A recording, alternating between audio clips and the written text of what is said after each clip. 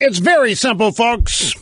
If it cannot be used to redistribute the wealth of this country to Democrat voters, then the left is not going to be interested in it. And there's no way to redistribute the national debt, obviously. So it's not something the left is ever going to care about.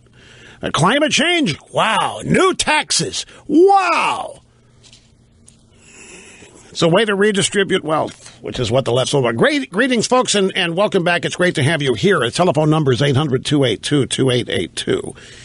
Richard Cohen in the Washington Post, Obama, the president who lost his voice. This is thematic, and trust me here, Cohen writing about it is indicative that more and more on the left, and even the drive-bys, are feeling the same thing. There's massive disappointment with Obama.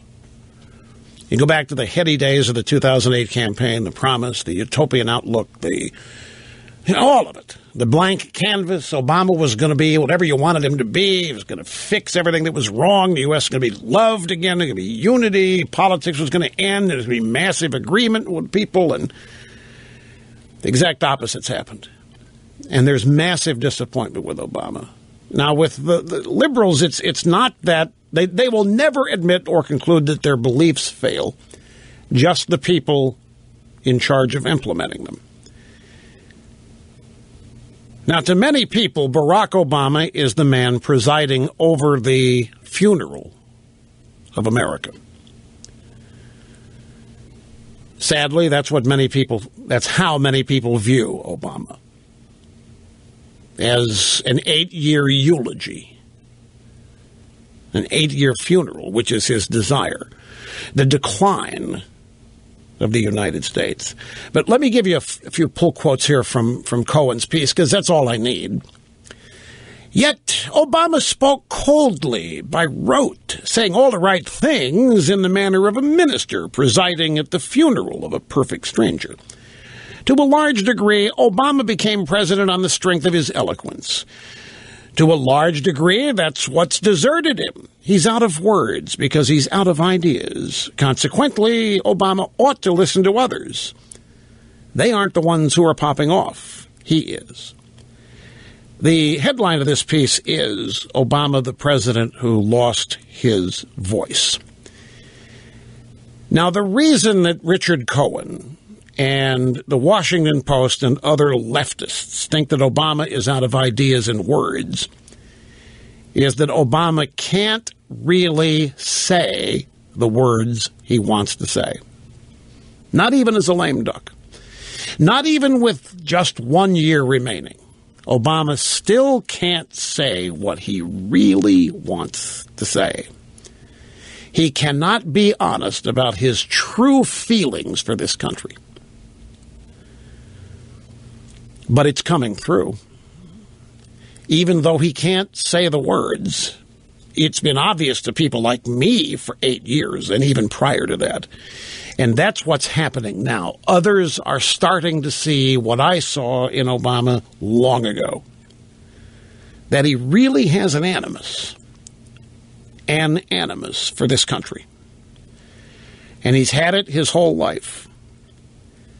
So they whine and moan and they wring their hands about, oh my gosh, he's out of words, he's lost his voice, he's out of ideas. Au contraire, he's not out of ideas, he hasn't lost his voice, he just doesn't have the courage to speak it. But his ideas are still front and center, and he is in the process of implementing them. He's in the process of making them reality. These leftists, in that sense, do not get it. They really believe that Obama's about creating a utopia, ending prejudice, ending racism, ending bigotry, ending the war on women. And they just can't deal with the reality that he hasn't even gotten close to any of that because he never intended to. Anyway, they think Obama is finished and over and he's had his chance. And they haven't the slightest clue what remains ahead for us this following year, this next year. And I'm telling you that choosing climate change, an issue nobody cares about, to him is freedom par excellence. If he's going to focus on things nobody cares about, that means nobody's going to be paying attention. Nobody's going to be monitoring. He's going to have a free road, free reign. Let's just see if I'm right about this. I've also, been this Rupert Murdoch piece that I cited at the beginning of the program, which I want to get into here in just a second, because Murdoch was he gave a speech on Monday night. He got an award. It was the Hudson Institute's Global Leadership Award, and he had to make a speech while receiving the award, accepting it. And it's a barn burner. I mean, it is fabulous. It is, well, it's everything that we've been talking about in this program for years. It's just great to hear it out of the mouths of others. But it was really well said and well stated. But it got me to thinking about some other things. For example, liberals and leftists claim to hate conservatism, and they claim to hate Christianity. Well, they don't claim, they do. They hate conservatism, they hate Christianity because it's judgmental. And they don't think anybody should have the right to judge them. They don't think that anybody should have the right to judge anybody or to proclaim what anybody's doing is wrong or immoral or any of that. And it's like most things involving liberalism. What they say actually applies more to them than the people they accuse.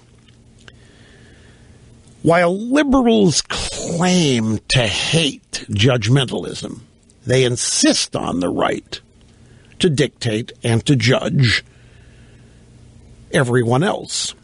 And they use the force of law in order to achieve their aims.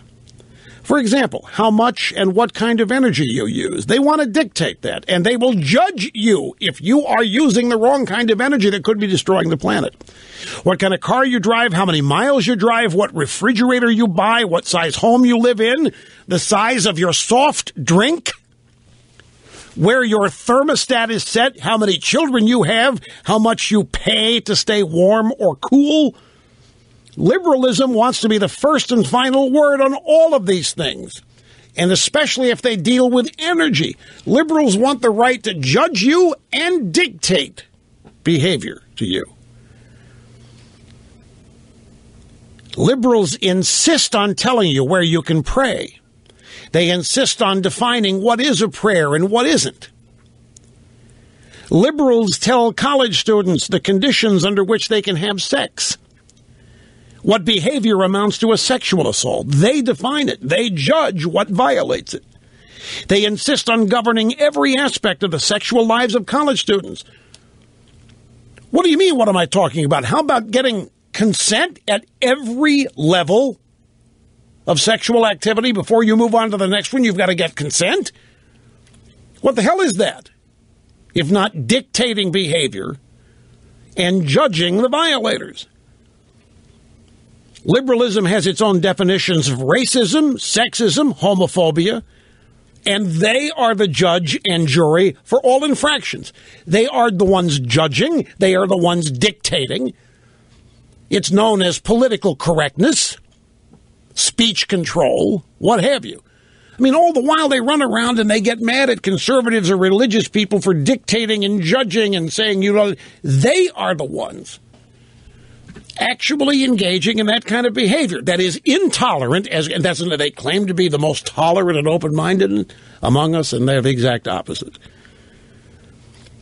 Liberalism dictates the behavior of banks, dictates the terms of student loans, dictates health insurance, health treatment, all the while telling us that Christianity is too judgmental. Liberalism is judgmentalism on steroids. The end game of liberalism is totalitarian governance. The objective, their utopia, is totalitarian governance. Climate change, that's just a piece of the puzzle. A disguised takeover of every aspect of the buying, selling, and use of energy. is all this is. And in all of this, their starting point is their dictates and their judgmentalism is necessary because you are misbehaving. It's you who are destroying the planet. It's you who are engaging in unfair business practices. It is you mistreating your fellow citizen. It is you doing that. They must step in after judging you. They then dictate the ways in which you can run your business, run your university, run your hospital, run your insurance company, whatever it is. They want to dictate every aspect of it. And it's all predicated on the premise that you're incompetent and unable. And if you are competent and able, then you are somehow unqualified because of prejudice or bias. You know, another thing they're fixated on is privilege. They run around. The modern incarnation of this is to run around talking about white privilege. In fact, that's a huge subject on college campuses. Have you seen some of the mind perversion that has occurred around this whole notion of white privilege? How many innocent young white college students are writing papers rooted in their guilt over their white privilege, giving examples and so forth? All of this has been instructed. All of this has been inculcated. This is mind control. It's judgmentalism. It's punishment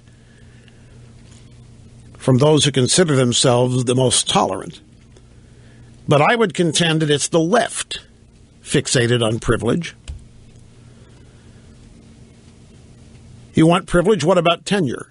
Tenure for college students, whether they're good, bad, qualified or not, they get tenure. That's privilege. Most professors are leftists. Most are Democrats. Most are white. Most are male. Sounds to me like a white male privilege going on in the tenure business. And liberals are all for it. How about civil servant privilege? Try firing one. That's public sector privilege, another nest of the left. The government itself is privilege. You can't fire government. It's damn near impossible to sue them. Private sector is a meritocracy. Is it perfect? No. But there's a lot less privilege than in the government public sector areas. I mean, the fact the left is armed and shielded with privilege, and they use their privilege to anoint them with superiority. And then they batter and undermine free markets and private property and freedom in general. After judging it and accusing it and criticizing it, basically saying people are not competent enough to be free. So all of this talk about judgmentalism and privilege, they are the judgmental. They have the privilege and demand it for themselves. And they are the ones who dictate.